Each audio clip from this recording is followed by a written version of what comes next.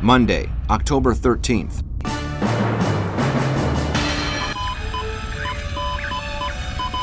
Richard Sorge, the main Soviet spy in Tokyo, informed Stalin that as Tojo's ideas have begun to prevail in the government, it will definitely not open a new front in the east to help the Germans, but rather fight the British and the Americans in the Pacific.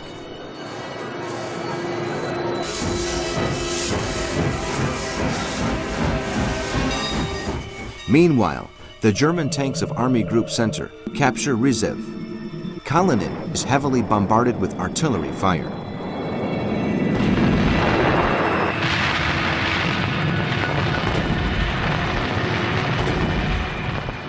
In the southeastern flank of the city, the Panzer of Guderian stall their march in the periphery of Tula as they run out of fuel.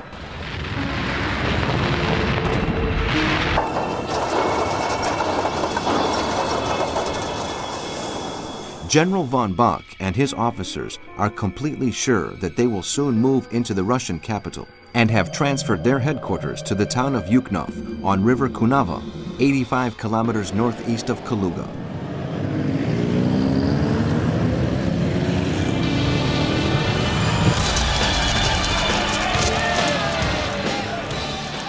On the other hand, Stalin urges his generals to launch a counteroffensive and to reopen the lines of communication with Leningrad. Marshal Grigory Kulik is gathering more than 70,000 men, supported by artillery batteries and tanks, to see action as soon as possible.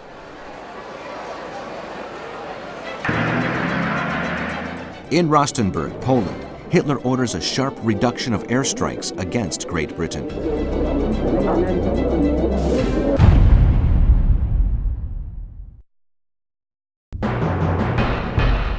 Tuesday, October 14th. Moscow was being slowly encircled. The Wehrmacht forces take Borovsk, 80 kilometers west of the capital, and Kalinin in the north.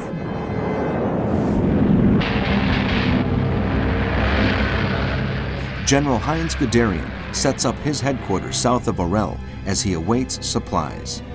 The German soldiers are still wearing their summer uniforms, but the cold is getting more intense and the rainfalls continue to hinder their advance.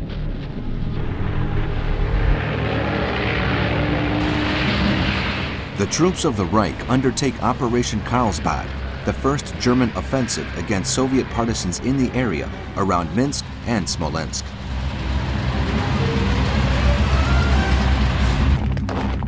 In the Leningrad front, 18,000 Spanish soldiers from the Blue Division, after walking 1,000 kilometers, join Army Group North of Von Lieb and occupy their positions in River Voljov, which connects Lake Ilmen with Lake Ladoga.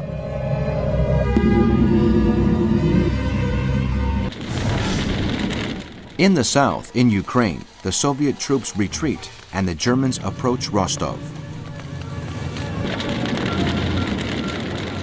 In Tokyo, Prime Minister Prince Konoe meets the Minister of War, General Hideki Tojo, in an effort to find a peaceful solution to the negotiations with the American government.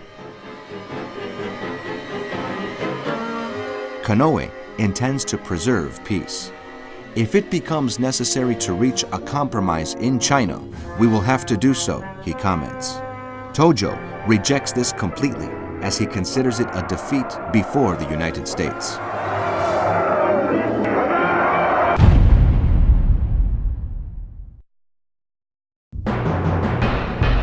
Wednesday, October 15th. Mirroring the events which took place 129 years earlier between the French troops of Napoleon I and the Russians of Alexander I in Borodino, 100 kilometers from Moscow, the Soviet troops fight the Germans to stop their march to the Russian capital. The defenses of the Red Army are gradually becoming stronger, and the vanguard troops of the Wehrmacht try to speed up their advance, fearing the incoming winter weather and the growing mobilization of Soviet troops and resources. In the Russian capital, the Bolshoi Drap, Great Fear, takes place. The Muscovites are conscious that the Germans are at the gates of the city, and thus begins a massive exodus. Russian government agencies and the diplomatic corps moved to Kublyshev, formerly known as Tamara, 900 kilometers away from Moscow, on the banks of River Volga. On the other hand, Stalin decides to remain in the city and therefore to bind his life to the success of his men.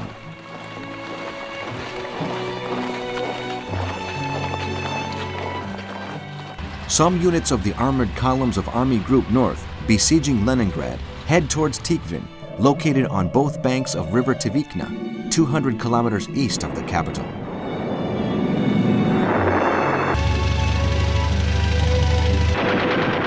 In the south, the Soviet forces begin to evacuate during the night through the port of the besieged city of Odessa. In Poland, the German authorities announced that any Jewish person found outside the ghettos will be executed in public.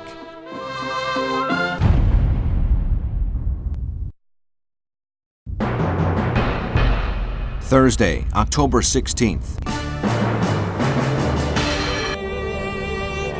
After 2 months of siege, Romanian troops occupy Odessa. The city has been abandoned to its fate by the Red Army, which has left by the sea.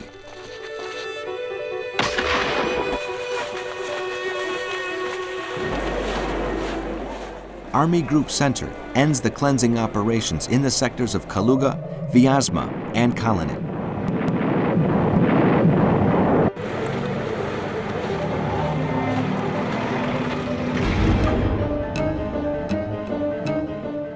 In France, a trial is underway to try Léon Blum, Maurice Gamelin, Georges Mandel, and Paul Reynaud. Taken into custody and imprisoned by orders of Marshal Pétain, they are being held responsible for the defeat of the French army as leaders of the Third Republic.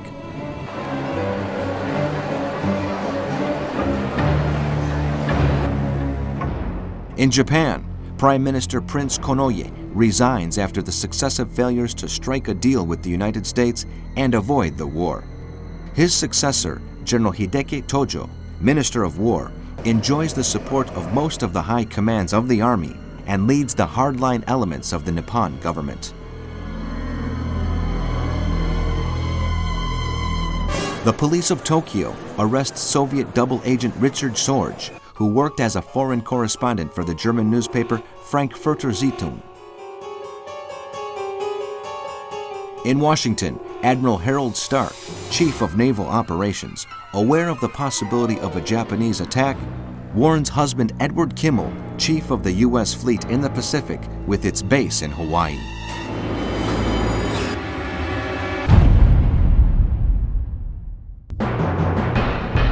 Friday, October 17th.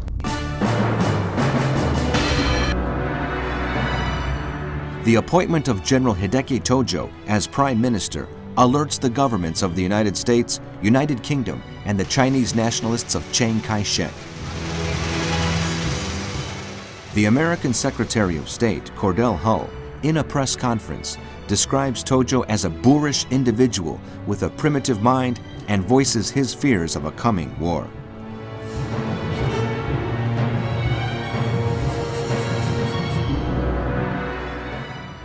For his part, President Roosevelt declares that the United States is not yet prepared to fight Japan in the Pacific.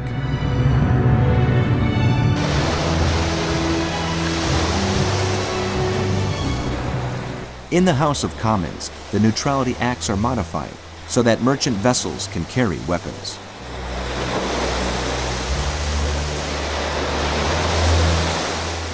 The Third Reich authorities deport 20,000 Jews and 5,000 Gypsies living in Germany to the ghetto of Lodz, a Polish city 120 kilometers to the southeast of Warsaw, where more than 200,000 Jews from the surrounding regions are being held.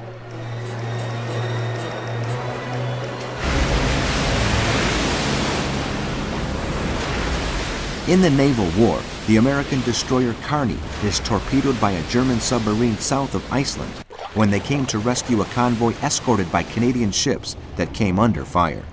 In the attack, 11 crew members die.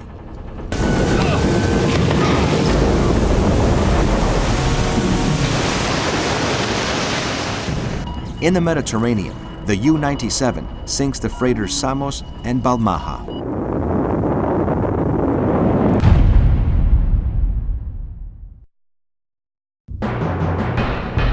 Saturday, October 18th.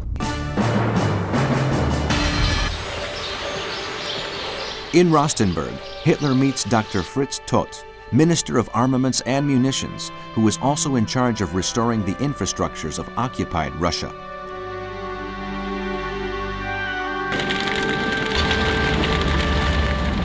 Todt, after inspecting the front, informs the Führer of the need of improving the equipment of the armed forces. In his view, if this is not done, it would be wiser to stop the war and to maintain the current positions until the coming of spring. Hitler refuses to do so.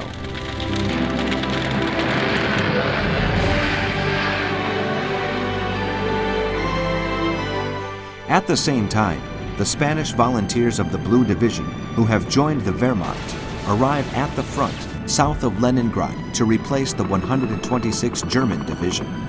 After several hours of fighting and suffering a high rate of casualties, they managed to set up a bridgehead in the river Volchov.